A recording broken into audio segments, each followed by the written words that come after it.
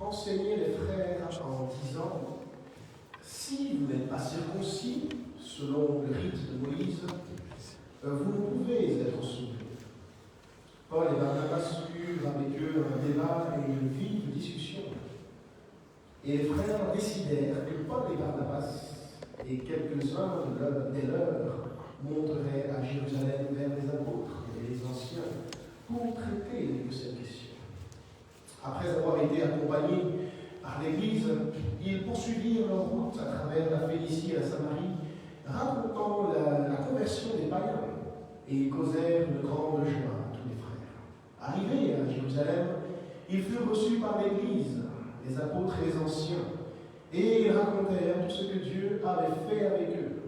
Alors quelques-uns du parti des pharisiens qui avaient cru se levèrent en disant qu'il fallait circoncire les païens et exiger l'observation de la loi de Moïse. Les apôtres et les anciens se réunirent pour examiner cette affaire. Alors une grande discussion s'est engagée. Pierre se leva et leur dit « Hommes, frères, vous savez que dès longtemps, Dieu a fait un choix parmi vous, afin que par ma bouche, les païens entendissent la parole de l'Évangile et qu'ils crussent. Et Dieu, qui connaît les cœurs, leur a rendu témoignage en leur donnant le Saint-Esprit comme à nous. Il n'a fait aucune différence entre nous et eux, ayant purifié leur cœur par la foi. Maintenant donc, pourquoi tentez-vous Dieu en mettant sur le cou des disciples un joug que ni nos pères, ni nous n'avons pu porter? Mais c'est par la grâce du Seigneur Jésus que nous croyons être sauvés de la même manière qu'eux. Amen. Toute l'assemblée garda le silence, et l'on écouta Barnabas et Paul, qui racontèrent tous les miracles et les prodiges que Dieu avait fait par eux au milieu des païens. Lorsqu'ils eurent cessé de parler, Jacques prit la parole et dit « Hommes, frères, écoutez-moi. Simon a raconté comment Dieu a d'abord jeté les regards sur les nations pour choisir du milieu d'elles un peuple qui porta son nom. Et avec cela s'accordent les Écritures, les paroles des prophètes, selon qu'il est écrit « Après cela, je reviendrai, et je relèverai de sa chute la tente de David. Je réparerai les ruines, et je la redresserai, afin que le reste des hommes cherche le Seigneur, ainsi que toutes les nations sur lesquelles mon nom est invoqué, dit le Seigneur qui fait ces choses, et à qui elles sont connues de toute éternité. » C'est pourquoi je suis d'avis qu'on ne crée pas de difficulté à ceux, les païens, qui se convertissent à Dieu, mais qu'on leur écrit de s'abstenir des souillures des idoles, de l'impudicité, des animaux étouffés et du sang, car depuis bien des générations, Moïse a dans chaque ville des gens qui le prêchent, puisqu'on le lit tous les jours de sabbat dans les synagogues. Alors il parut bon aux apôtres et aux anciens et à toute l'Église de choisir parmi eux et d'envoyer à Antioche avec Paul et Barnabas Jules, appelé Barsabas, et Silas, hommes considérés entre les frères. Ils les chargèrent d'une lettre ainsi conçue. Les apôtres, les anciens et les frères, aux frères d'entre les païens qui sont à Antioche, en Syrie et en Cilicie, salut. Ayant appris que quelques hommes partis de chez nous, et auxquels nous n'avions donné aucun ordre, vous ont troublés par leur discours et ont ébranlé vos âmes, nous avons jugé à propos, et après nous être réunis tous ensemble, de choisir des délégués et de vous les envoyer avec nos bien-aimés Barnabas et Paul. Ces hommes qui ont exposé leur vie pour le nom de notre Seigneur Jésus-Christ. Nous avons donc envoyé Jules et Silas, qui vous annonceront de leur bouche les mêmes choses, car il a par nous bon Saint-Esprit. Il est à nous de ne vous imposer d'autres charges que ce qui est nécessaire. Savoir de vous abstenir des viandes sacrifiées aux idoles, du sang, des animaux étouffés et de l'impudicité, choses contre lesquelles vous trouverez bien de vous tenir en garde. Adieu. Eux donc, ayant pris congé de l'Église, allèrent à Antioche, où ils remirent la lettre à la multitude assemblée. Après avoir lu, les frères furent réjouis de l'encouragement qu'elle leur apportait. Amen. Alléluia. Prions. Seigneur Jésus, nous remettons ce moment entre tes mains, que le conseil de ta parole nous éclaire, Seigneur, nous instruise, nous fortifie, Seigneur, et nous libère, Seigneur Jésus, de tous les pièges que l'ennemi désire placé autour de nos vies. Dans le nom de Jésus-Christ, que la liberté soit dans ce lieu, que le Saint-Esprit soit en action, Père, et que ta volonté parfaite s'accomplisse au milieu de ton peuple. Dans le nom de Jésus-Christ, je viens supplier. Amen. Alléluia. Frappez dans les mains pour le Seigneur.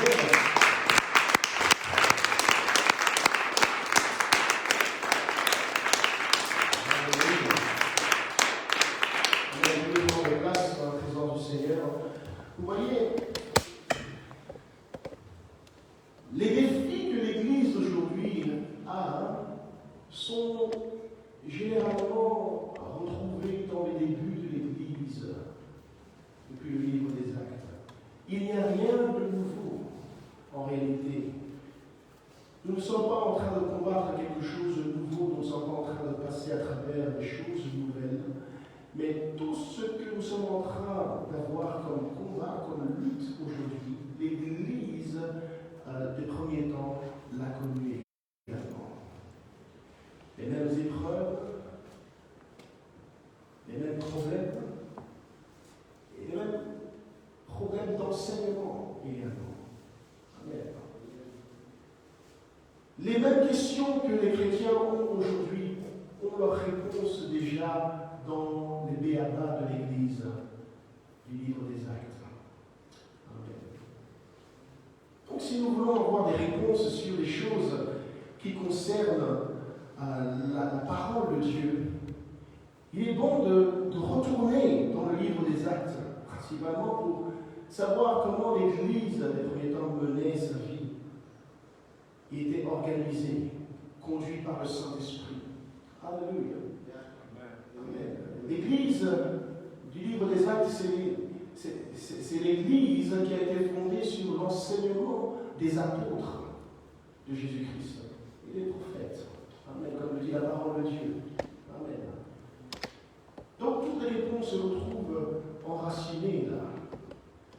Et le passage qu'on vient de lire nous permet de répondre sans laisser de doute à la question que beaucoup se posent sur la nécessité de pratiquer les ordonnances de la loi de Moïse pour être sauvé. Amen. Encore aujourd'hui, beaucoup de chrétiens sont pris dans le piège de croire en Jésus, mais en même temps de continuer de pratiquer, d'aller chercher la pratique des lois de l'Ancien Testament, la loi de Moïse pour paraître saint devant Dieu. Amen. C'est une réalité aujourd'hui qui n'a pas commencé aujourd'hui. Elle avait déjà commencé depuis l'Église primitive.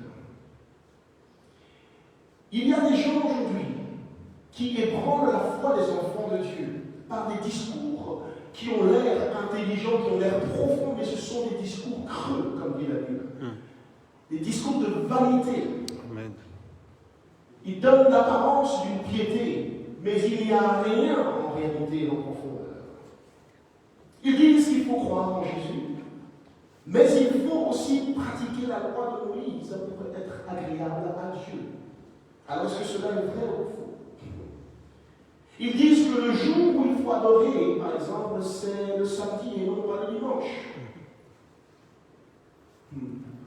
Et ceux dont nous, qui adorons le dimanche, ils disent que nous adorons le Dieu soleil sans le savoir en réalité.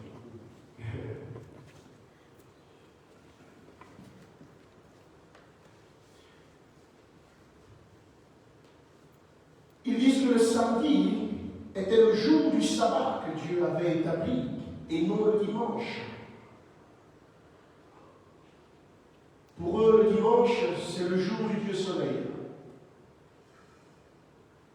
Mais pour moi, le dimanche, comme tous les autres jours de la semaine, appartiennent à Dieu. Amen. Le diable n'a créé aucun jour. Amen. Où avons-nous lu que le diable a créé un seul jour, les 7 jours?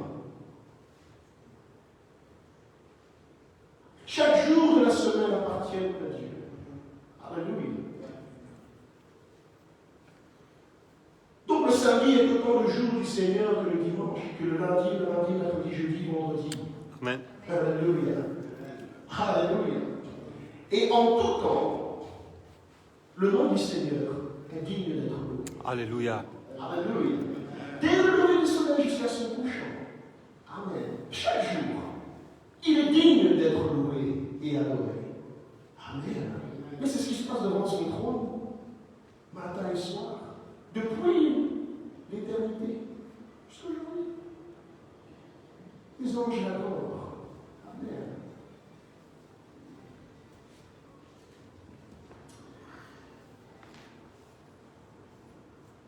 Par exemple, ils ont encore d'autres exigences. Ils disent que tous les hommes doivent être circoncis pour être agréables à Dieu.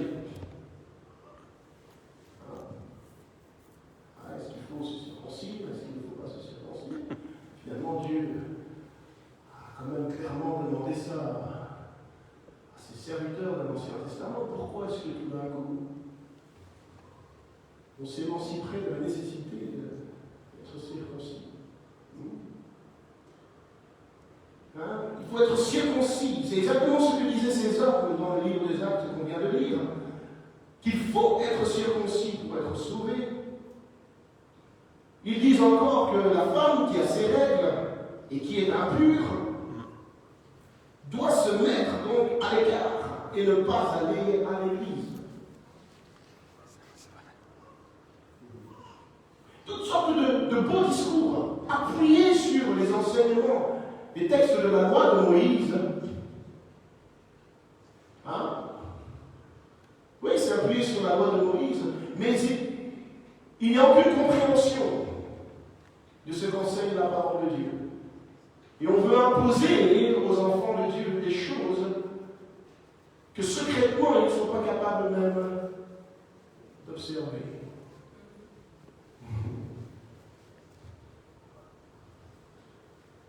Et tous ces discours sèment beaucoup de confusion chez les enfants de Dieu.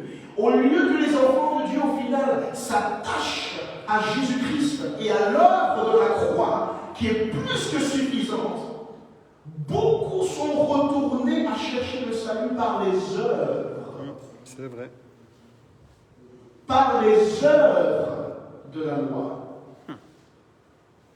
Au lieu du salut par la foi en Jésus-Christ seul.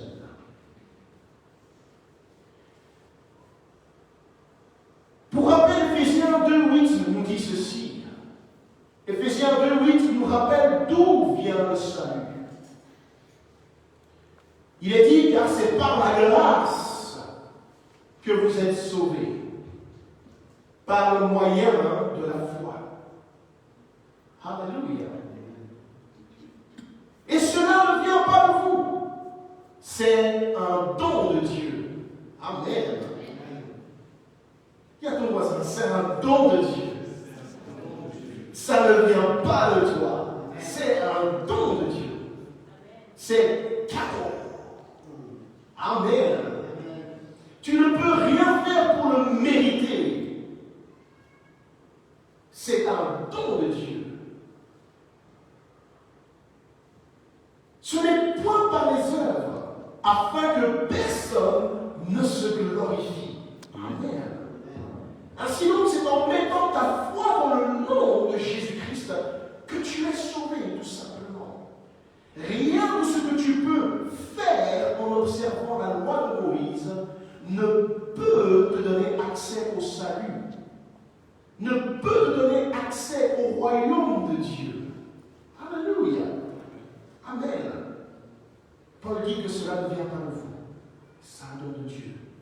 Donc dans notre texte ce matin, nous voyons que dès le commencement de l'Église, le diable avait déjà commencé à semer la confusion dans les cœurs de ceux qui avaient cru. Et il l'a fait en envoyant subtilement les hommes qui étaient en réalité charnels et non pas les serviteurs de Dieu. Oui, je pèse mes mots, cette confusion, elle vient du diable. Alléluia. Amen. Peut-être ton voisin, la confusion vient du diable. La confusion vient du diable. N'aie pas de doute à ce sujet. La confusion vient du diable. 1 Corinthiens 3 nous dit clairement que Dieu n'est pas l'auteur de la confusion. Amen. Celui qui vient semer la confusion, c'est l'ennemi. Amen. Pour semer de la zizanie, de la discorde et de la division, pour affaiblir l'Église et nous détourner de la foi véritable. Est-ce que quelqu'un m'entend ça? Amen. Alléluia. Ces hommes qui voulaient exiger la circoncision et l'observation de la loi de Moïse étaient des hommes qui opéraient dans le désordre. Et à ton voisin, attention au désordre. Attention au désordre. Ah, Dieu voulant, la semaine prochaine, je parlerai de l'importance de l'ordre divin. Amen. Attention au désordre. Si on retourne au passage, acte 15, verset 24, les apôtres disent que ces hommes sont partis de chez eux, mais ils ne leur avaient donné aucun ordre. Les apôtres n'avaient donné aucun ordre à ces hommes d'aller enseigner ce qu'ils étaient en train d'enseigner aux frères qui étaient. Ces hommes n'avaient pas reçu de mandat de la part des apôtres. Pourtant, c'est par la prédication des apôtres que ces hommes avaient finalement cru en Jésus-Christ. C'était des anciens pharisiens. Et sous le ministère des apôtres, ils ont finalement accepté de croire que Jésus-Christ était le Sauveur de manière apparente.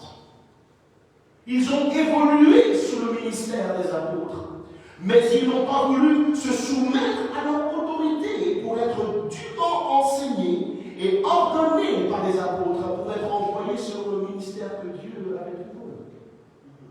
Amen. Alléluia. Et ton voisin, c'est important d'être soumis à une autorité spirituelle. C'est important d'être soumis à l'autorité spirituelle. Alléluia. C'est une sécurité. Amen. Pour ne pas être emporté par l'orgueil de la connaissance apparente que tu pourrais avoir. Comme ces hommes, des anciens pharisiens, avaient une grande connaissance de la loi de Moïse, ils pensaient être à même capables d'aller enseigner des choses, sans qu'on leur ait donné aucun ordre, sans avoir été ordonnés. Et en faisant ce genre de choses, ils ont commencé à ébranler les âmes des croyants et à semer beaucoup de confusion dans le corps de Christ. Amen. Amen. Alléluia. On a beaucoup de serviteurs de Dieu autoproclamés de nos jours. Faites attention à qui vous écoutez. Amen. C'est pas parce qu'ils ont un beau discours, intelligent, et ça sent bien que ça vient de Dieu. C'est vrai. Alléluia.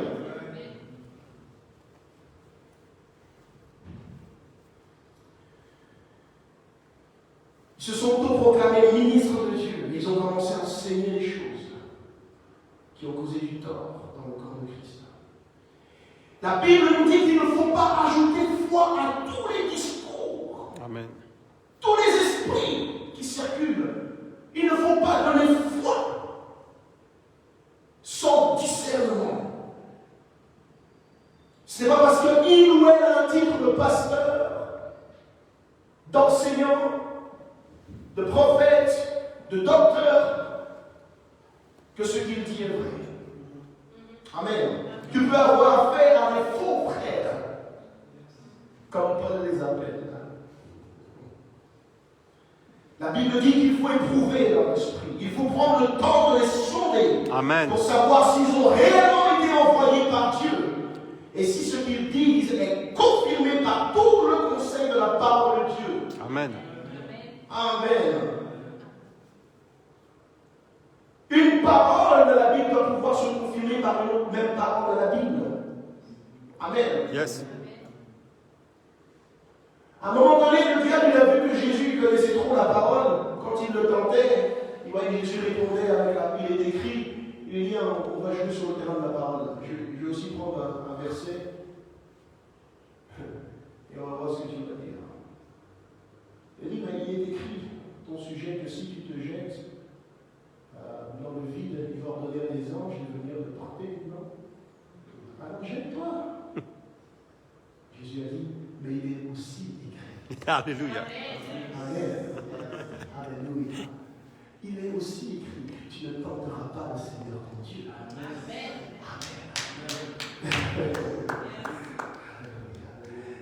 Ne tombe pas par terre avec ton passé renversé.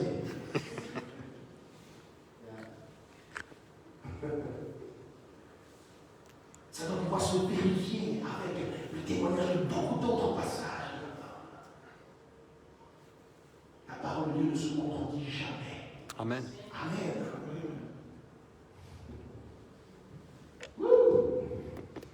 Je prends mon temps ce matin.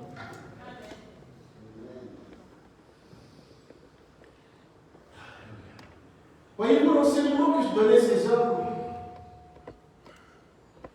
Ils ne s'appuyaient pas sur l'enseignement des apôtres, ni les prophètes que Dieu avait établis par l'Église pour bâtir l'Église. Comme le dit conformément la parole dans Éphésiens 2.20, on peut tourner Éphésiens 2.20, il est dit, vous avez été édifiés sur le fondement des apôtres et des prophètes. Jésus-Christ lui-même étant la pierre angulaire, la pierre principale, grâce à laquelle tout l'édifice tient. Non seulement leurs enseignements ne s'appuyaient pas sur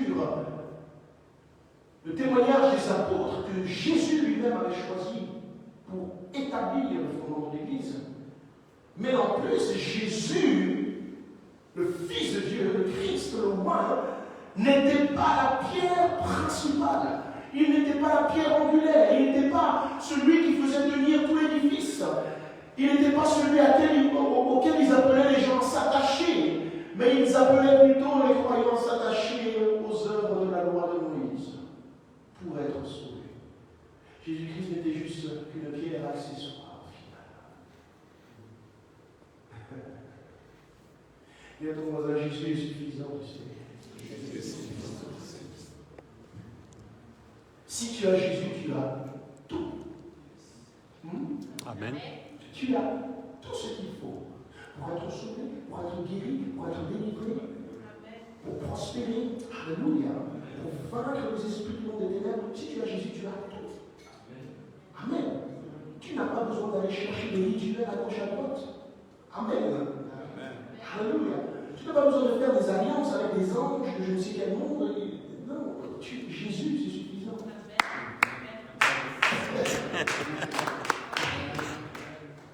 Alléluia. Laisse les anges là où ils sont au service de Dieu, pas à ton service. Amen.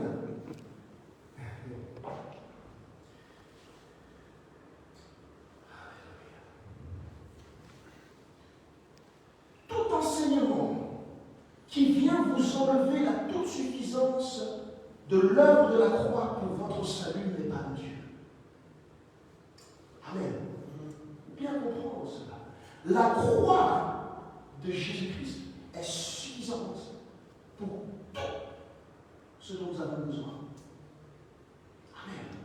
C'est à la croix que toutes choses s'accomplissent dans le royaume de Dieu.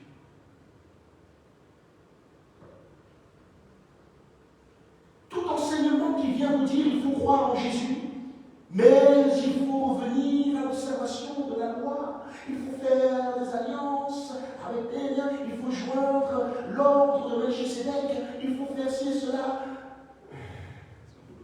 Ce n'est pas de Dieu. Amen.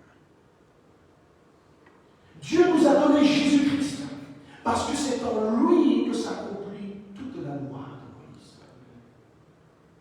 Oui, c'est ce que nous enseigne l'Écriture.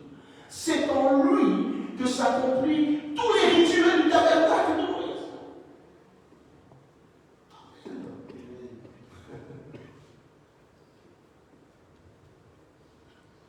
Nous étions incapables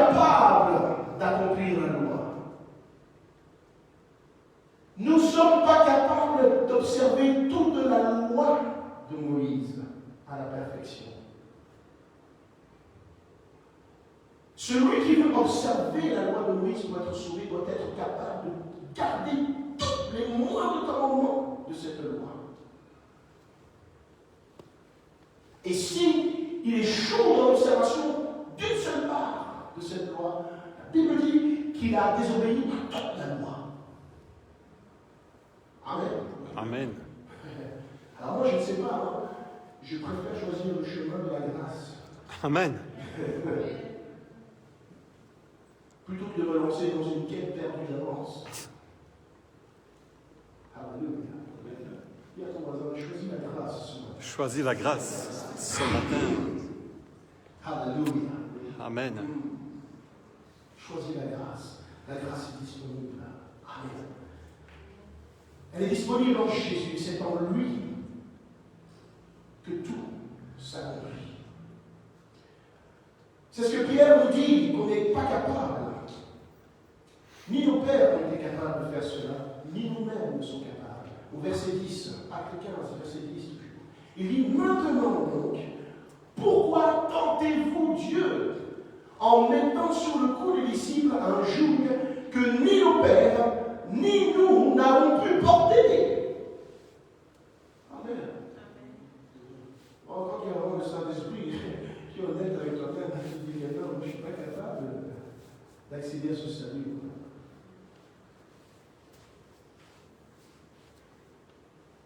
Mais c'est par la grâce, verset 11, par la grâce du Seigneur Jésus, que nous croyons être sauvés de la même manière que lui.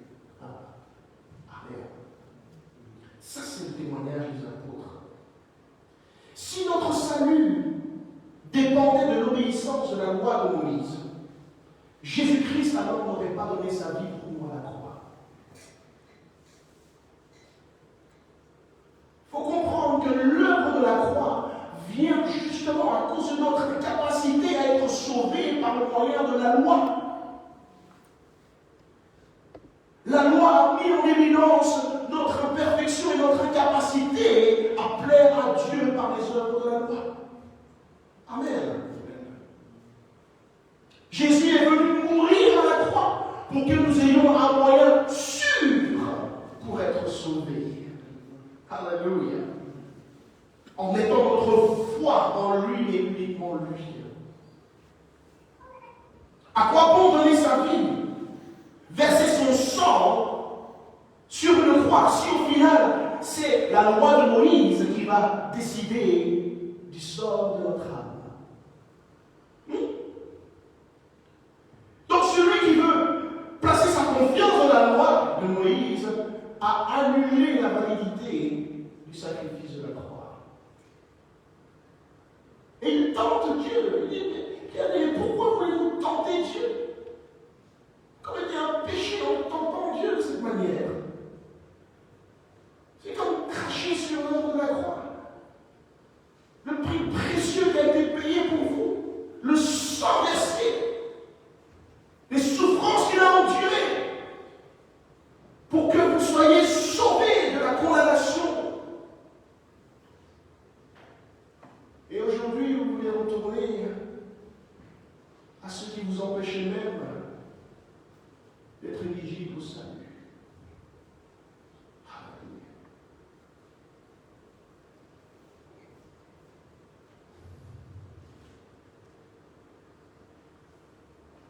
Écoute bien ce matin, ce n'est pas en ayant le culte le samedi matin, au lieu du dimanche, que tes péchés sont pardonnés. Alléluia. Le pardon des péchés ne dépend pas du jour où tu adores Dieu. Alléluia. Le péché ne dépend pas d'un jour de la semaine. Amen. Le péché, il est retiré grâce au sang de Jésus-Christ, versé pour nous à la croix. Amen. Alléluia. Le péché est la seule raison pour laquelle nous étions privés de la gloire de Dieu. Amen. Donc ce n'est pas en n'adorons Dieu plutôt le samedi que le dimanche ou un autre jour, que nous allons retourner dans la gloire de Dieu. Il faut que la question du péché soit traitée. Et c'est le sang, dites avec moi, le sang de Jésus qui ôte notre péché. Alléluia. Amen. Par ailleurs, tous les jours de la semaine appartiennent à Dieu. Amen. Tous les jours de la semaine de ma vie appartiennent à Dieu. Le samedi n'est pas le jour du salut. Et le véritable sabbat, c'est le jour du repos. Amen. Amen. C'est ça le sabbat. C'est le repos. Dites avec moi, repos. Repos. Amen. C'est un jour qui me rappelle que j'ai besoin de repos. Mais ce n'est pas le repos physique du corps. C'est pas ça. C'est le repos de l'âme. Amen.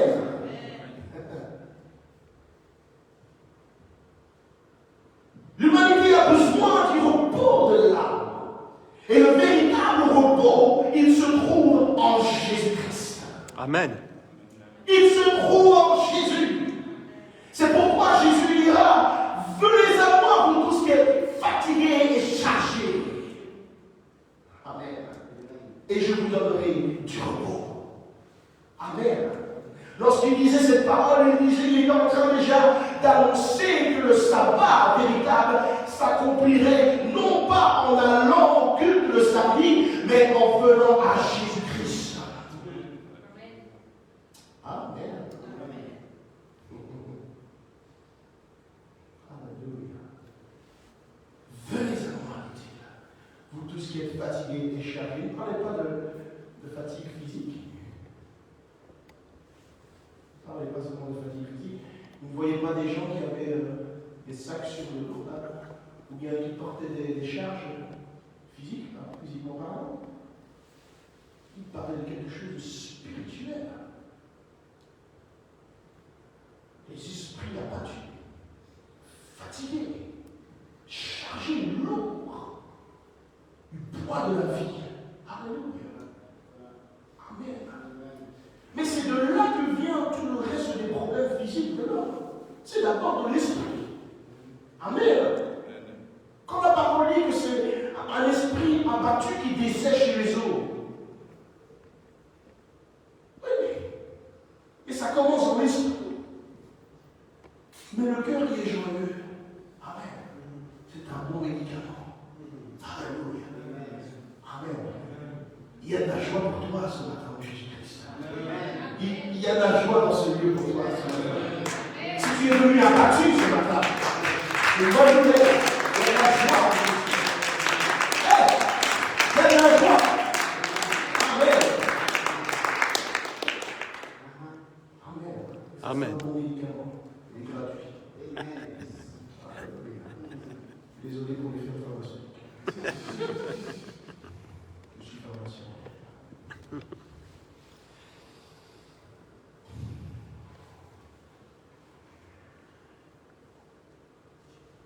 Être circoncis dans la chair, ce n'est pas non plus ce qui va enlever tes péchés.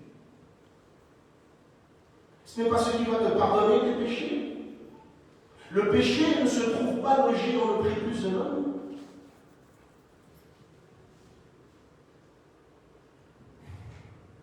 La circoncision de la chair, elle fait référence aux souillures de l'âme et l'esprit dont on ne peut pas se débarrasser seulement si on vient à Jésus-Christ. La circoncision de la chair nous rappelle que le péché est attaché à l'homme et qu'on a besoin de se séparer de ce péché.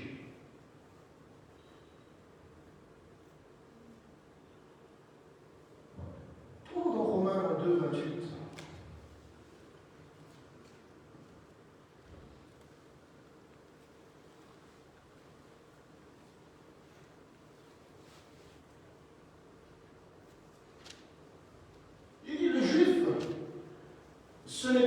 ce n'est pas celui qui en a les dehors, donc qui en a l'apparence.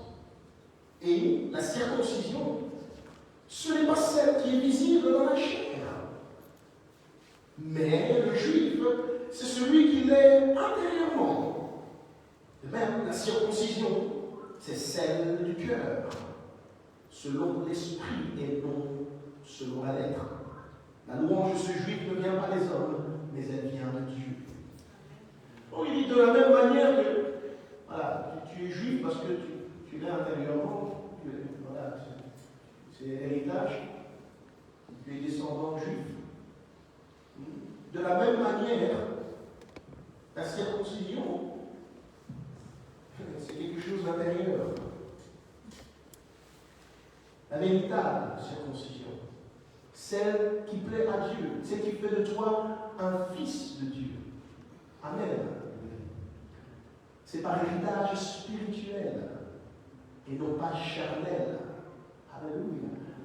Et celui qui veut vraiment être circoncis dans le cœur doit hériter de la descendance de Jésus-Christ. Amen. Amen.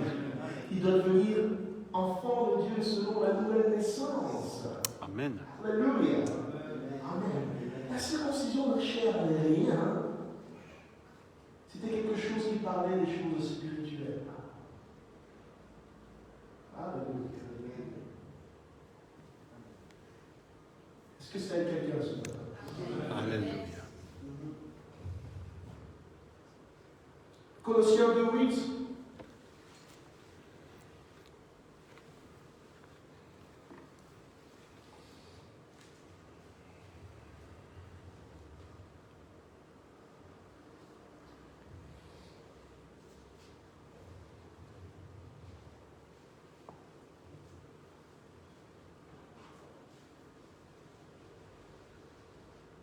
Prenez garde que personne ne fasse de vous sa proie par la philosophie et par une vaine tromperie, s'appuyant sur la tradition des hommes, sur les rudiments du monde, et non sur Christ.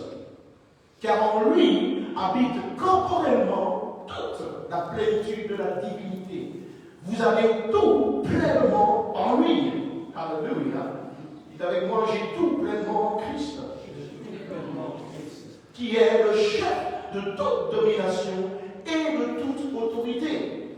C'est en lui que vous avez été circoncis d'une circoncision que la main n'a pas faite, mais de la circoncision de Christ, qui consiste dans le dépouillement du corps de la chair. Ayant été ensevelis avec lui par le baptême, vous êtes aussi ressuscités en lui et avec lui par la foi en la puissance de Dieu qui l'a ressuscité des morts. Alléluia. Amen.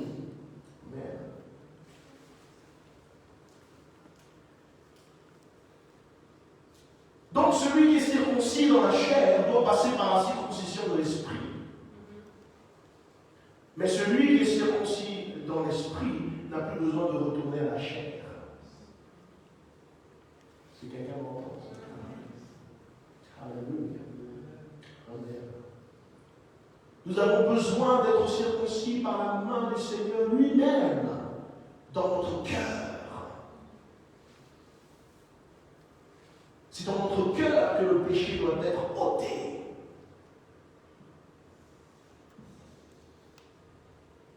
Jésus a les mains du meilleur chirurgien. Alléluia. Des fois, tu es là, tu dis, je n'arrive pas à me détacher de ça, je n'arrive pas à arrêter ça, je n'arrive pas à cela. Donne-toi à Jésus. Donne-toi à Jésus. Il te délivrera. Abandonne-toi à lui. C'est le meilleur chirurgien que tu puisses rencontrer. Alléluia. Il te libérera des pièges de l'ennemi, de tout envoûtement, de tout ce qui capture ton âme, tes pensées, tes désirs qui te retient dans les ténèbres. Jésus le fera. Ce qu'aucun homme n'est capable de faire, lui, il peut le faire. Alléluia. Et à ton voisin, soyons circoncis de cœur. Soyons circoncis de cœur. Amen. Soyons de véritables enfants de Dieu, selon l'esprit et non la chair. Alléluia.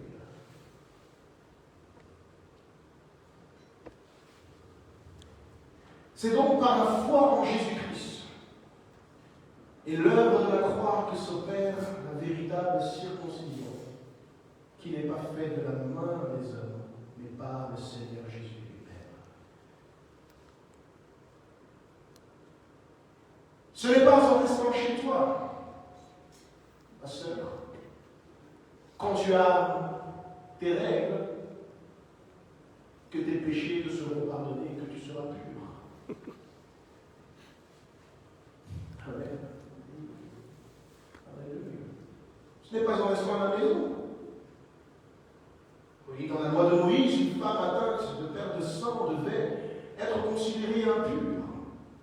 Et elle devait être écartée jusqu'à ce que cette perte de sang disparaisse. Donc, 7 jours. Cette loi, elle rappelait en réalité que le sang de l'homme a été souillé par le péché. Elle rappelait par là que le péché se transmet par le sang. Et que c'est cela qui nous sépare de la gloire de Dieu.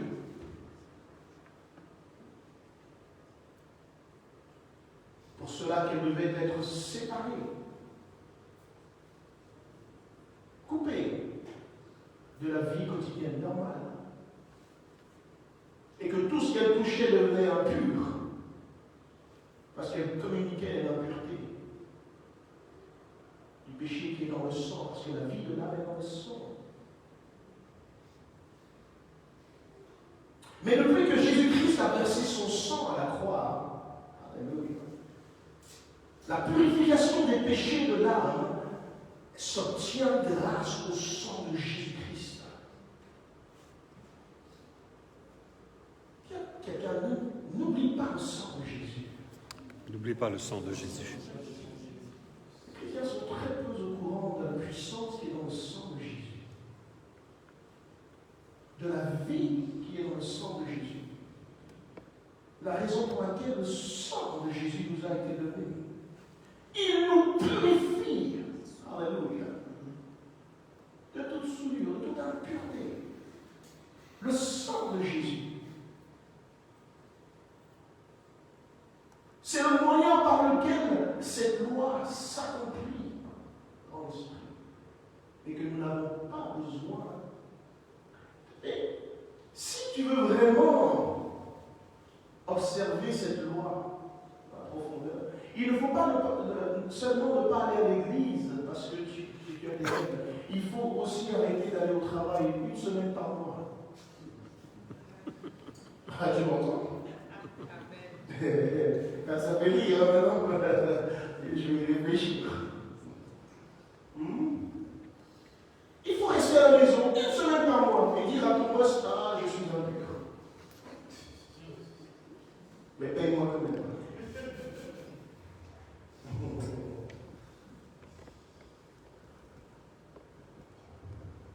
Il ne faut pas sortir faire des courses. Ne fais aucune démarche qui te mettra en contact avec quoi que ce soit ou qui que ce soit. Sinon, tu vas transmettre ton impureté aux gens. Ah oui. Si tu es une femme mariée, tu dois faire une chambre à part avec ton mari, sinon tu vas contaminer aussi l'impureté. Et aussi, il va être obligé de rester à la maison. Jusqu'au soir. Et vu que c'est 7 jours, chaque fois, et aussi 1 semaine. Il ne faut pas t'asseoir là où tu sais que les autres vont s'asseoir, parce qu'eux aussi vont être impurs là-haut. Ça, c'est la loi de Moïse. C'est ça qu'il veut vivre. Ah, merci Seigneur pour la grâce. Amen.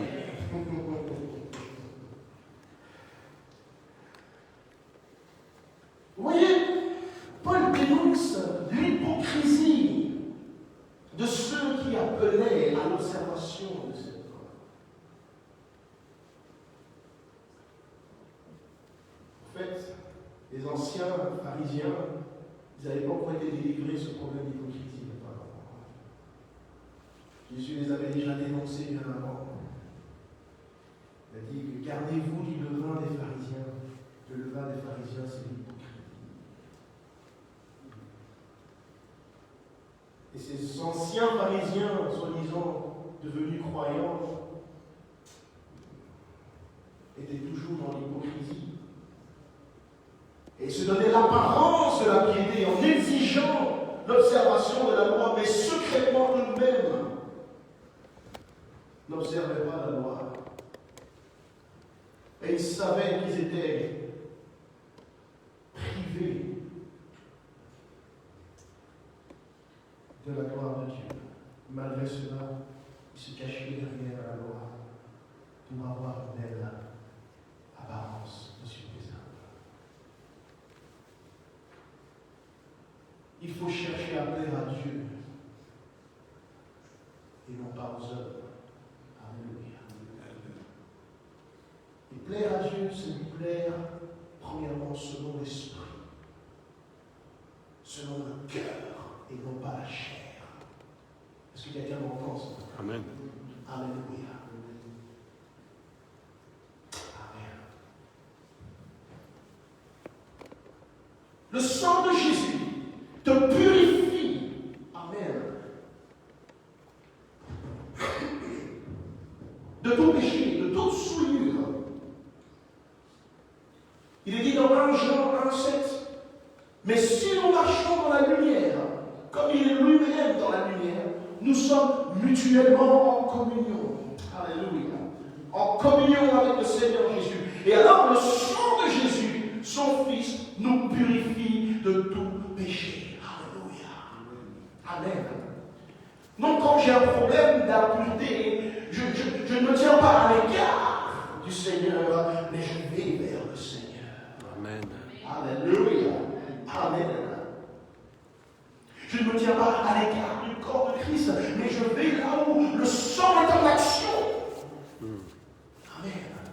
Là, je serai purifié, je serai guéri par le sang de Jésus qui agit au milieu de nous. Alléluia.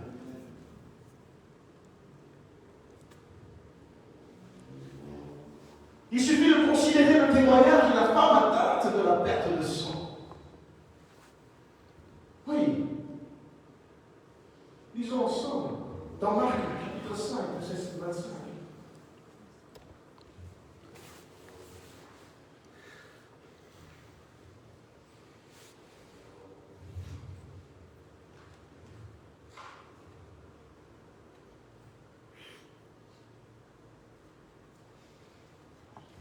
Or, il y avait une femme atteinte d'une perte de sang depuis 12 ans. Elle avait beaucoup souffert entre les mains de plusieurs médecins. Elle avait dépensé tout ce qu'elle possédait et elle n'avait éprouvé aucun soulagement, mais était allée plutôt en empirant. Ayant entendu parler de Jésus, elle vint dans la foule par derrière et toucha son vêtement. Car elle disait, si je puis seulement toucher ses vêtements, je serai guérie. Alléluia. Car elle disait donc, si je puis seulement toucher ses vêtements, je serai guérie. Au même instant, la perte de sang s'arrêta. Et elle sentit dans son corps qu'elle était guérie de son mal. Alléluia. Jésus connut aussitôt en lui-même qu'une force était sortie de lui. Et se retournant au milieu de la foule, il dit, qui a touché mes vêtements? Et ses disciples lui dirent, mais tu vois la foule qui te presse, et tu dis, qui m'a touché? Et il regardait autour de lui pour voir celle qui avait fait cela. Et la femme effrayée et tremblante, sachant ce qui s'était passé en elle, vint se jeter à ses pieds et lui dit toute la vérité. Mais Jésus lui dit, ma fille, ta foi t'a sauvée. Va en paix et sois guérie de ton mal. Alléluia. Amen. Donc, atteinte d'une perte de sang, elle était dans toutes les conditions pour être impure et être isolée de la vie sociale. Et ce qui était le cas jusqu'à ce que Jésus n'apparaisse. Alléluia. Amen. La loi était en action jusqu'au jour où Jésus est entré dans sa vie. Alléluia. Est-ce que tu entends? Quand Jésus est entré et qu'elle a entendu parler de lui, elle a commencé à imaginer dans son cœur tout le contraire de ce que la loi lui disait de faire. Amen. Elle s'est permise de sortir de son isolement, chose que la loi lui interdisait de faire. Elle s'est introduite au milieu de la foule et elle s'est imaginée qu'elle pouvait toucher le bord du vêtement, le toucher, lui communiquer son impureté. Oh! Le Fils de Dieu. Oui, parce que le Fils de Dieu n'a pas peur de la maladie. Il n'a pas peur. Non, écoute, quand tu le touches, Jésus, c'est lui qui te communique la vie. Amen. Il te communique la guérison. Il te communique la joie. Peu importe l'état d'esprit dans lequel tu entres dans la présence de Dieu, tu ressortiras avec ce qu'il a. Amen. Elle s'est introduite, elle s'est faufilée et elle l'a touché. Et elle a reçu en elle la vertu de guérison. Amen. Ça, c'est la foi, non pas la loi. Amen.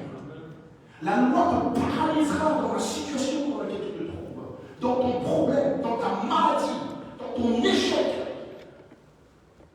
La loi dira, tu as fait ça, tu mérites ça. C'est comme ça. Il en est ainsi, voilà. Tu as hérité, c'est comme ça, boum, reçois, accepte. Mais la foi dit, si je vais à Jésus, les choses peuvent changer. Amen.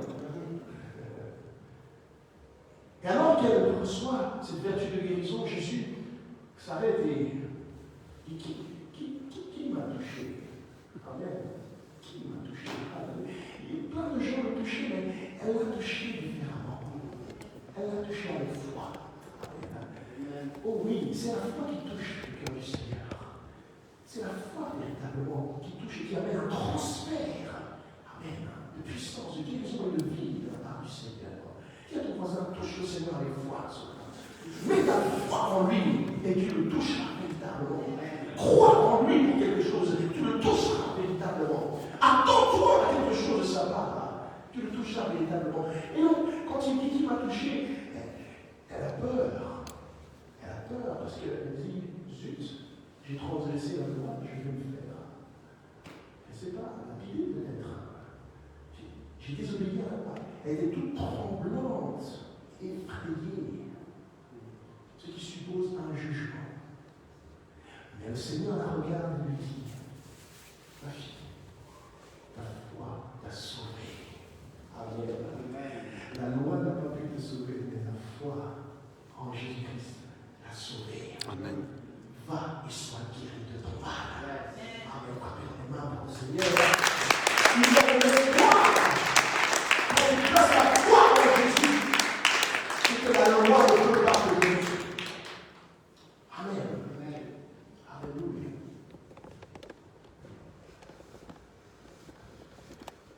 Ce qu'il faut comprendre, c'est que toutes les ordonnances de la loi de Moïse ont été données pour une finalité spirituelle qui s'accomplit en Jésus-Christ. Colossiens 2,16.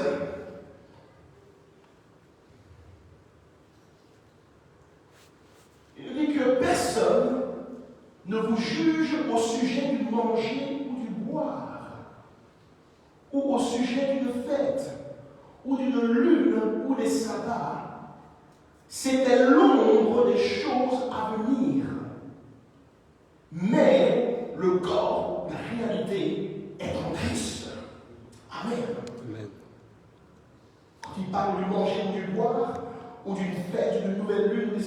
il s'agit de toutes les observations de la loi de Moïse.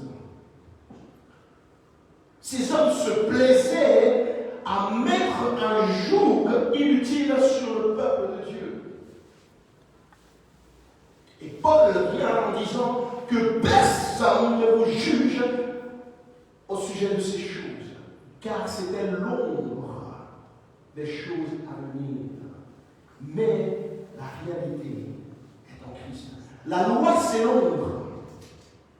C'est-à-dire, la loi, c'est le reflet imparfait des principes spirituels. Mais Christ est la lumière de ces choses. Il est celui en qui s'accomplissent toutes ces lois. Lorsque nous mettons notre foi en lui. Alléluia. Amen. De la même manière que lorsque le soleil frappe sur un objet et que tu vois l'ombre de cet objet, quand tu regardes l'ombre, ce n'est qu'un reflet imparfait de l'objet en lui-même. Amen. Amen. Tu ne peux pas savoir à quoi tu as affaire tant que tu n'as pas vu l'objet sur lequel le soleil est en train de briller. Amen. Ça, c'est la loi. Ceux qui pratiquaient la loi le faisaient sans avoir la révélation complète de ce qu'il s'agissait réellement spirituellement parlant. Ce que Dieu voulait, c'est nous amener tous à une compréhension des choses spirituelles. Et pour cela, il a commencé avec des choses terre-terre que nous pouvions comprendre. Amen. Mais la réalité est en Christ. C'est lui la lumière qui révèle toutes choses, qui nous révèle la finalité de ces lois. La puissance est en Christ. Amen. La vie de ces choses se trouve en Christ.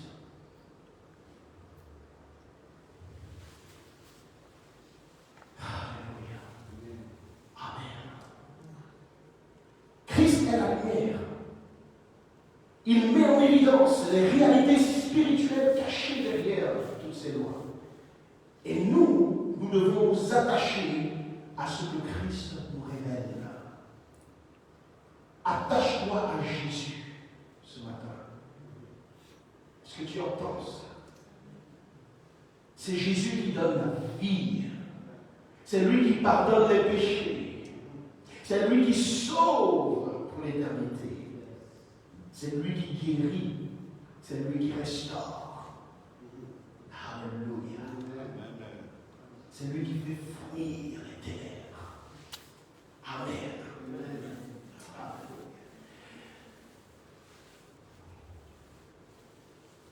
Voyez-vous, il faut comprendre qu'est-ce qui peut motiver l'homme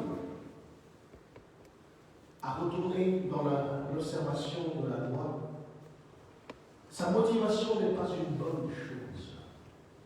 Ce sont des motivations d'ordre charnel qui poussent les hommes à retourner à la loi alors que la grâce a été révélée et rendue disponible.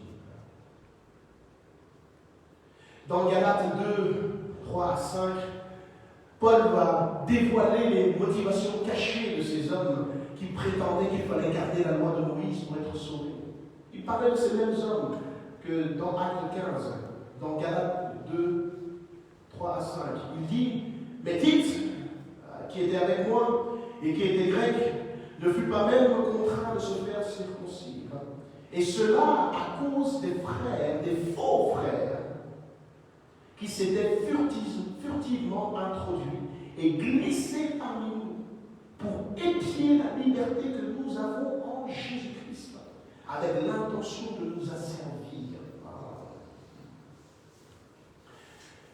Nous ne leur cédâmes pas un instant et nous résistâmes à leurs exigences, afin que la vérité de l'Évangile fût maintenue parmi vous. Alléluia. C'est un véritable combat pour la liberté de la foi. Et ces gens qui étaient là pour imposer l'observation de la loi de Moïse n'avaient d'autre motivation que d'assujettir le peuple. À servir le peuple de Dieu. Il y a beaucoup dans les églises aujourd'hui qui sont envoûtés, sous envoûtement.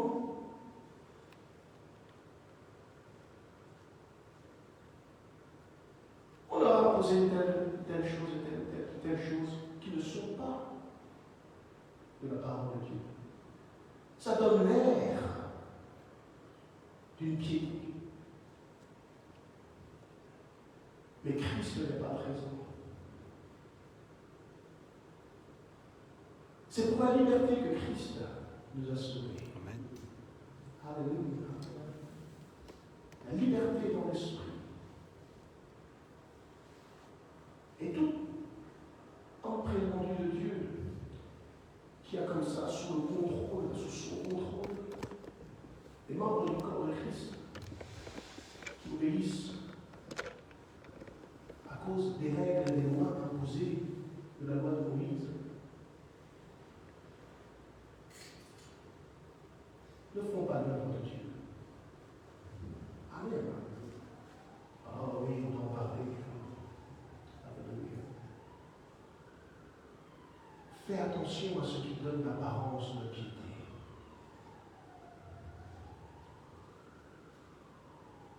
Christ est suffisant. Christ est suffisant. Dis-moi, Christ est suffisant. Christ est suffisant. Christ est suffisant.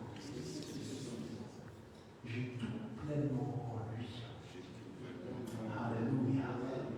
J'ai tout pleinement en lui. Pas besoin de me donner des allures de personnes religieuses. Donner l'impression que je suis humble. Hein, c'est ce qu'il dit un peu dans Colossiens chapitre 2, verset 18. Il dit qu'aucun homme sous une apparence d'humilité et par un culte des anges ne vous ravisse à son plein gré le prix de la course, tandis qu'il s'abandonne à ses visions et qu'il est enflé d'un vain orgueil par ses pensées charnelles, sans s'attacher au chef, dont tout le corps, assisté et solidement assemblé par des jointures et des liens, tire l'accroissement que Dieu donne. Il dit que ce n'est pas une apparence d'humilité qu'ils font cela. J'ai vu des fois.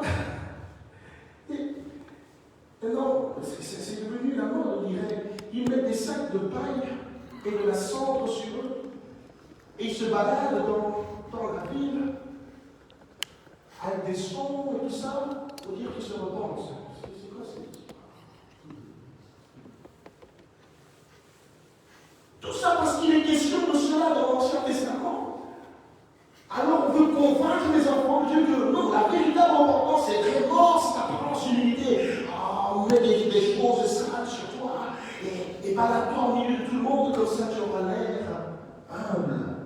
Hypocrisie.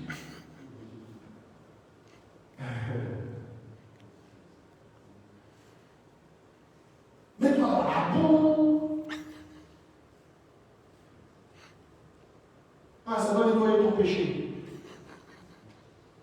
Donc Christ est mort pour rien. Non, attention de ne pas insulter Dieu. Il y a ton voisin n'insulte pas Dieu. Alléluia. Il fut un temps où il faisait ces choses-là, mais c'est parce qu'il n'avait rien de meilleur. Mais nous avons le meilleur. Nous avons le meilleur. Il s'appelle Jésus-Christ. Il s'appelle Jésus-Christ. Et Jésus dit, déchirez vos cœurs et non pas nouvellement. Déchirez vos cœurs. Humiliez vos cœurs. Alléluia. Amen. Ah, ça fait bon, ça fait bien comme ça. On a l'impression que le ciel va descendre.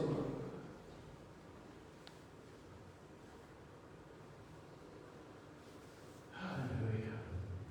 Il dit qu'il s'abandonne à des visions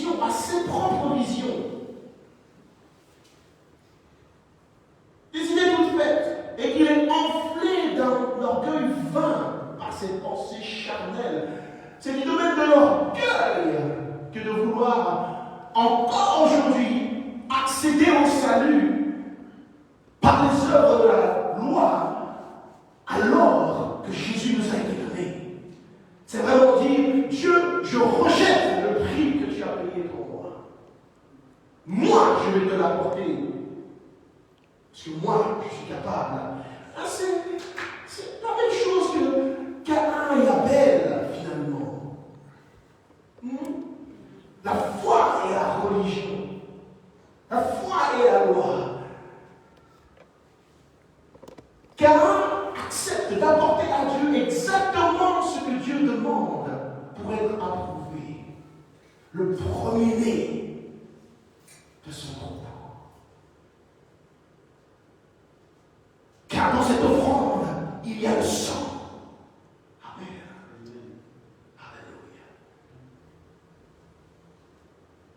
Alléluia. Et à ce moment-là, le sang de l'animal permettait de tempérer la colère de Dieu.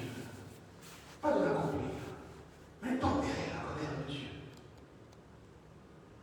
Et Caïn, lui, Dieu, tu veux un animal de sang, à quel moment je vais t'apporter ce que j'ai travaillé moi-même. J'ai travaillé, j'ai fait grandir le fruit de la terre. J'ai sué sur mon front. Tiens, regarde, prends. Tiens, tu vois comment? T'as vu? Allez, laisse-moi rentrer. Laisse-moi rentrer au ciel. Ça, c'est la religion.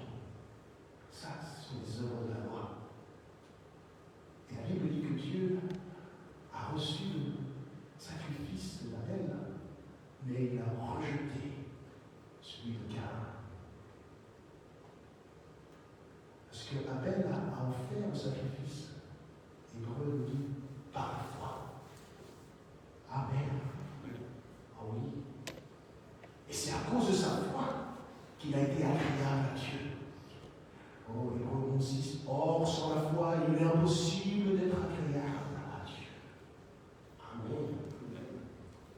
Mais Caïn a rejeté la parole. Il a dit, moi, je vais faire le nécessaire pour hériter de ma grâce. Amen. Celui qui rejette la parole a rejeté Christ. Jésus est la parole. Alléluia. Et si tu as Jésus, tu as la parole. Si tu crois en Jésus, tu crois dans toute la parole. C'est pour lui que toute la parole s'accomplit. Amen. Alléluia. Bravo, mes mains.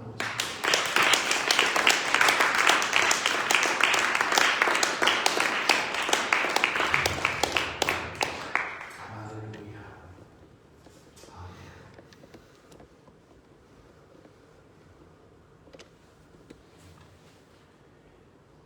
Paul continue dans Colossiens chapitre 2, verset 20, et il dit, si vous êtes morts avec Christ au rudiment du monde, pourquoi, comme si vous viviez dans le monde, vous impose-t-on ces préceptes? Ne prends pas, ne goûte pas, ne touche pas.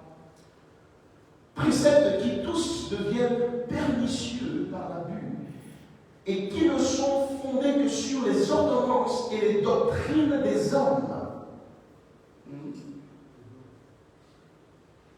Ils ont, à la vérité, une apparence de sagesse, en ce qu'ils indiquent un culte volontaire de l'humilité et le mépris du corps, mais ils sont sans aucun mérite et contribuent seulement à la satisfaction de la chair.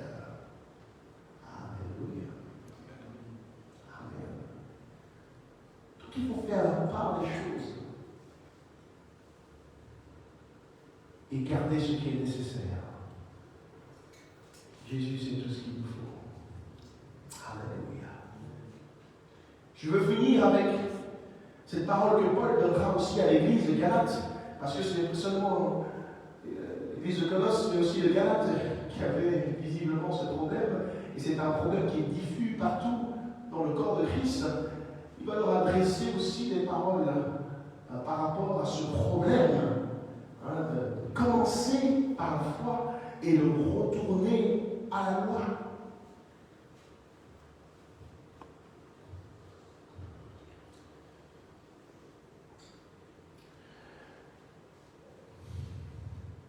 Paul dit, donc Galates 3, à partir du verset 1, ô Galates, dépourvus de sens, qui vous a fasciné?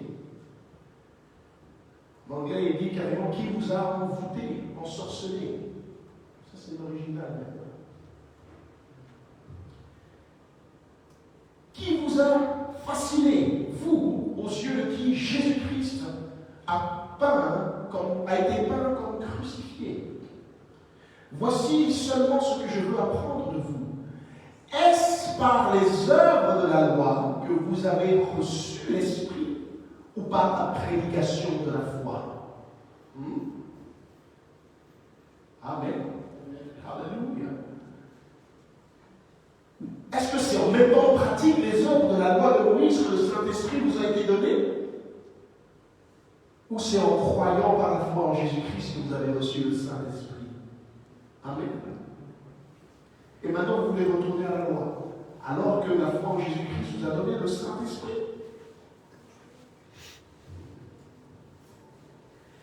Êtes-vous tellement dépourvu de sens, après avoir commencé par l'Esprit?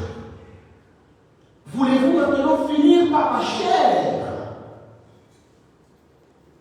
Alléluia. Avez-vous tant souffert en vain? Si toutefois c'est en vain, celui qui vous accorde l'Esprit et qui opère des miracles parmi vous, le fait-il donc par les œuvres de la loi ou par la prédication de la foi? Amen.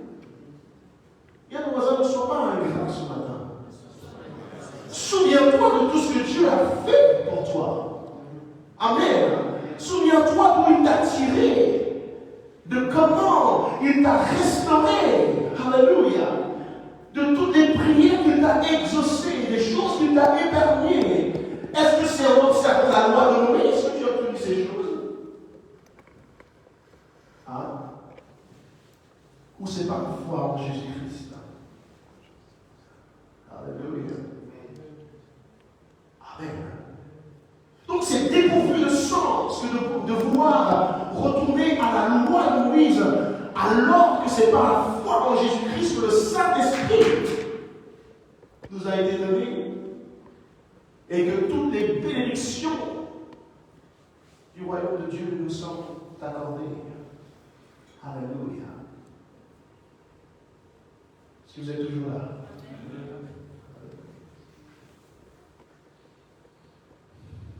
Verset 6. Quand Abraham crut à Dieu et que cela lui fut imputé à justice, reconnaissez donc que ce sont ceux qui ont la foi qui sont fils d'Abraham. Je répète, comme Abraham crut à Dieu, dis avec moi, Abraham crut à Dieu. Et cela lui fut imputé à justice, donc il fut justifié. Reconnaissez donc que ce sont ceux qui ont la foi qui sont fils d'Abraham. Amen. Et donc héritiers de la promesse d'Abraham. Par la foi, non par la loi. Amen. Aussi l'Écriture prévoyait que Dieu justifierait les païens par la foi.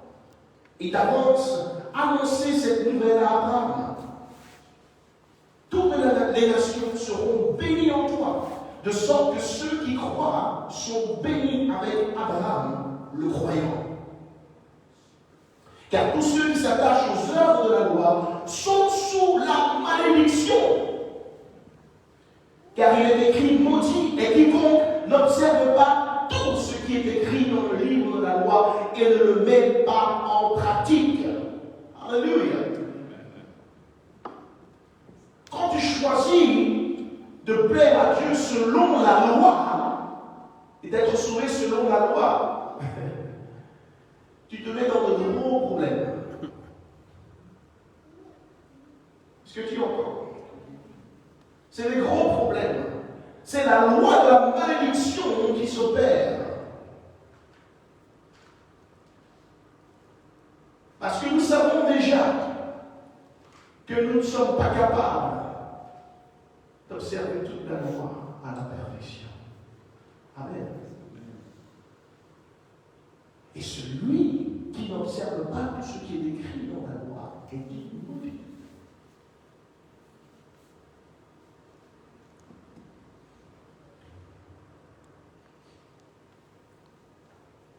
Verset 11. Et que nul ne soit justifié devant Dieu par la loi. Cela est évident, puisqu'il est dit, le juste vivra par la foi.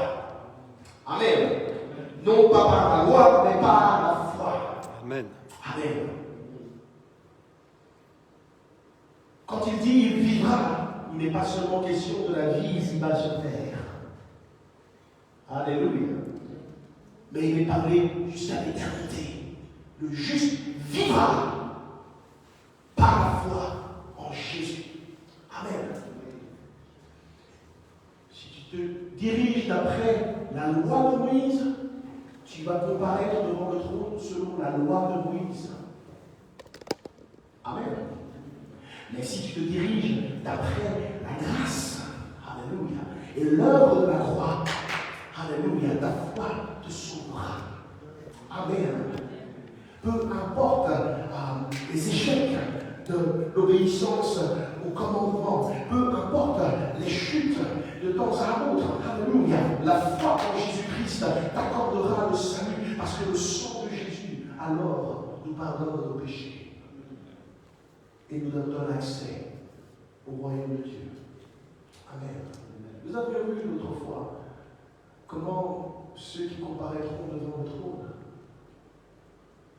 seront finalement retrouvés dans les temps de feu parce que leur nom ne se trouve pas dans le livre de vie de l'agneau de Dieu.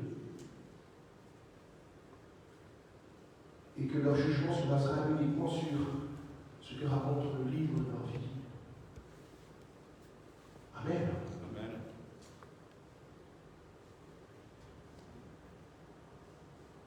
Le juste vivra, le juste sera sauvé par la foi. Verset 12. Or, la loi ne procède pas de la foi, mais elle dit, celui qui mettra ces choses en pratique vivra par elle. Ça, c'est l'alliance de la loi. Si tu arrives à garder toutes ces choses, alors tu vas vivre. Christ nous a rachetés de la malédiction de la loi, étant devenu malédiction pour nous, car il est écrit, maudit est quiconque est pendu au bois, afin que la bénédiction d'Abraham eût pour les païens son accomplissement en Jésus-Christ, et que nous reçussions par la foi l'Esprit qui avait été promis. Amen. Amen, quelqu'un. Alléluia. Alléluia. La bénédiction d'Abraham, de Genèse 22, 17. Quand le Seigneur le bénit, il dit qu'il le rendra prospère, qu'il le multipliera et que sa descendance possédera la porte de ses ennemis. Alléluia.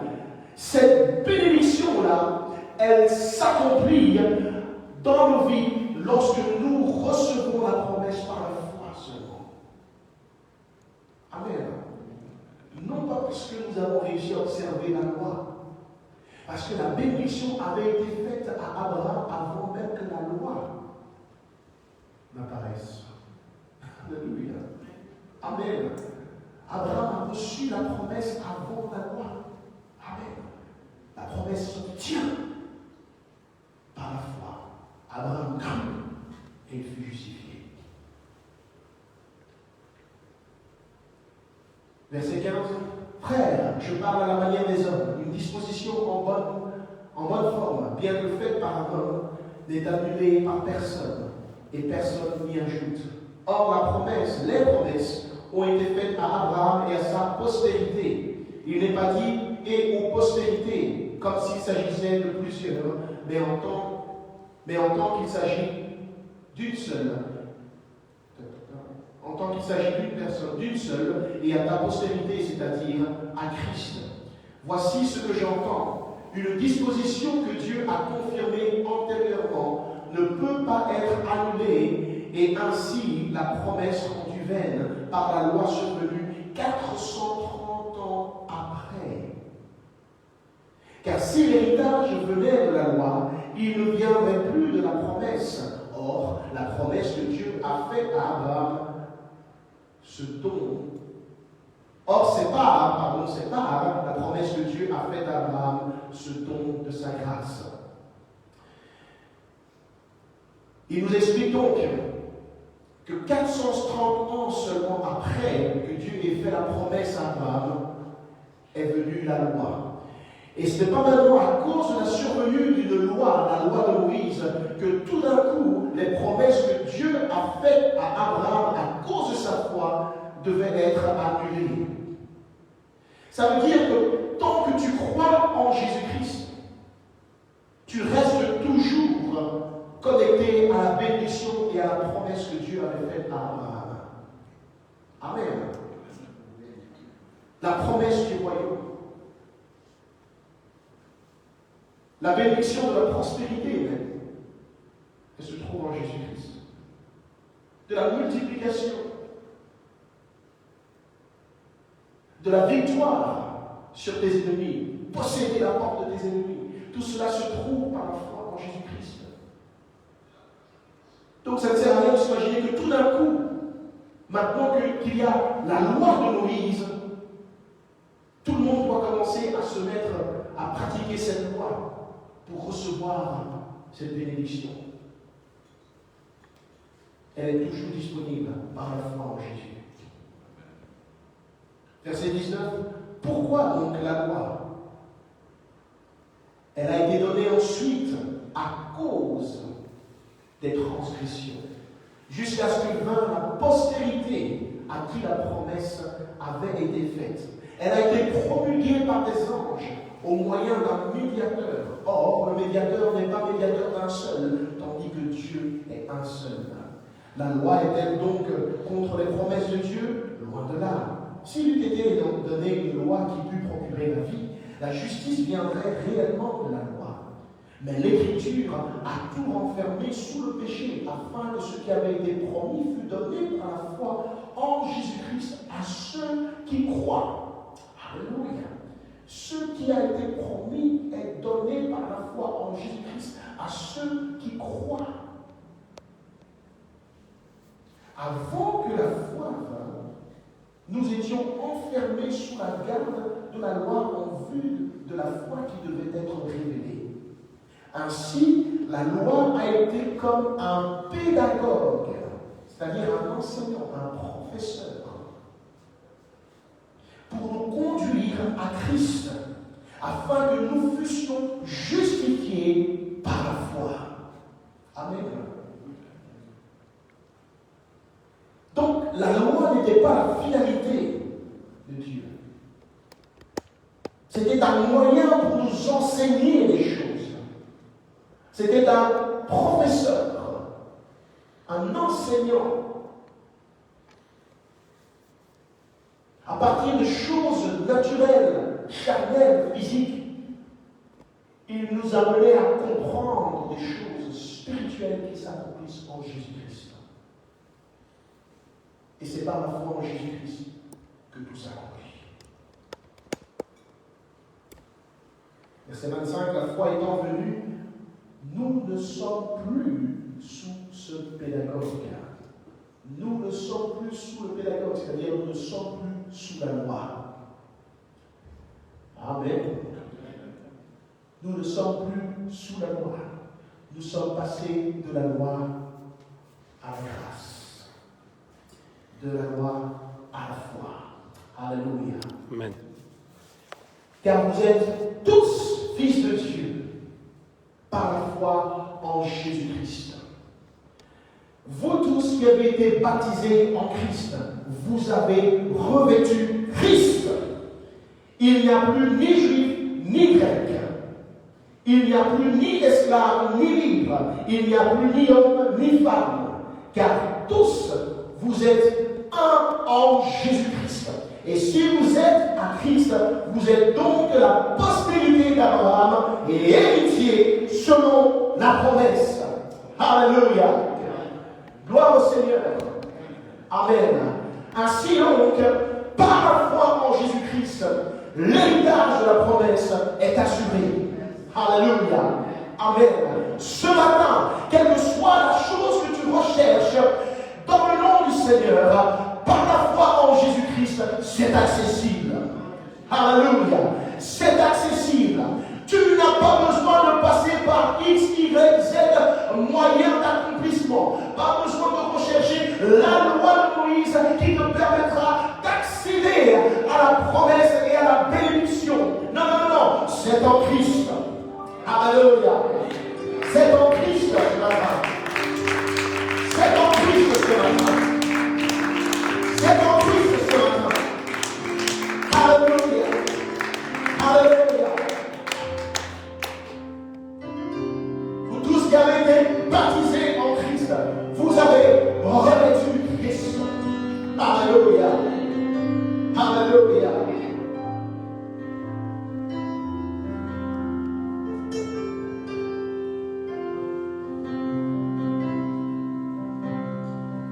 Dans cette marche avec le Seigneur que tu as, es-tu véritablement passé de la loi à la foi? Ou es-tu encore entre les deux? Est-ce que tu essaies de plaire à Dieu encore par des moyens imaginés par l'homme qui donnent un semblant d'humilité, qui donnent un semblant de piété, mais qui sont vains devant Dieu? Ou as-tu placé ton entière confiance, ton entière foi en Jésus-Christ et l'œuvre qu'il a accomplie sur cette croix?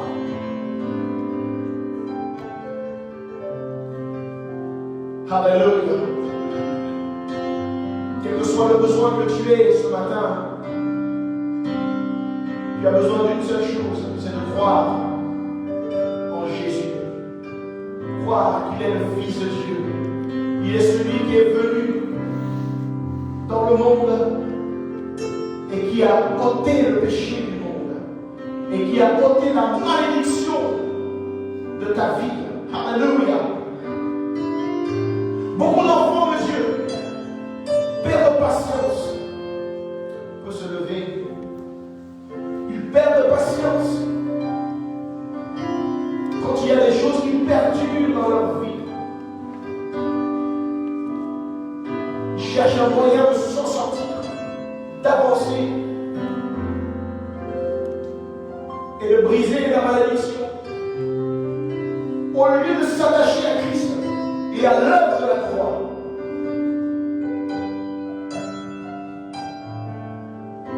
et de demeurer au pied de la croix, jusqu'à ce que s'accomplisse la promesse dans leur vie.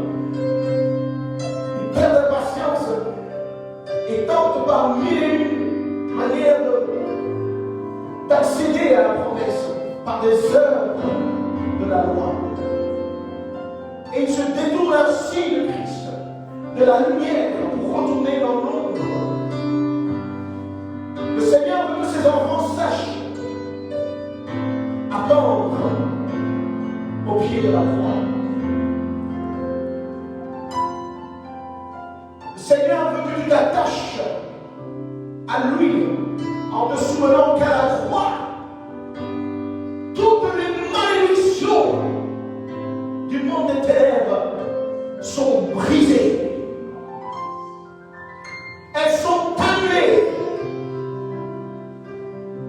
dans le nom puissant de Jésus. À cause de son sang. À cause de son sang. Alléluia.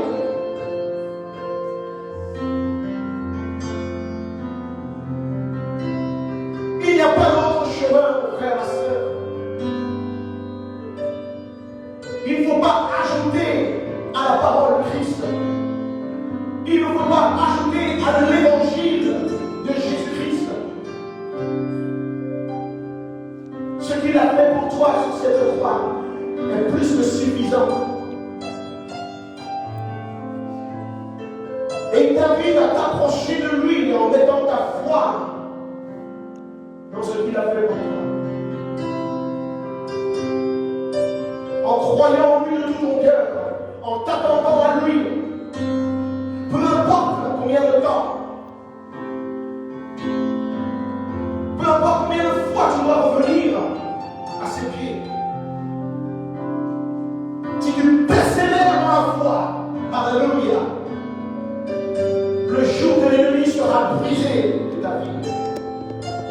L'onction du Saint-Esprit brisera le jour. Et tu seras libre.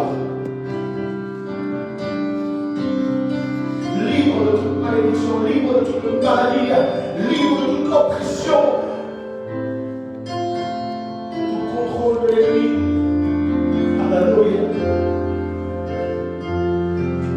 Les apôtres sont revenus en disant, tu as fait des miracles puissants par moi.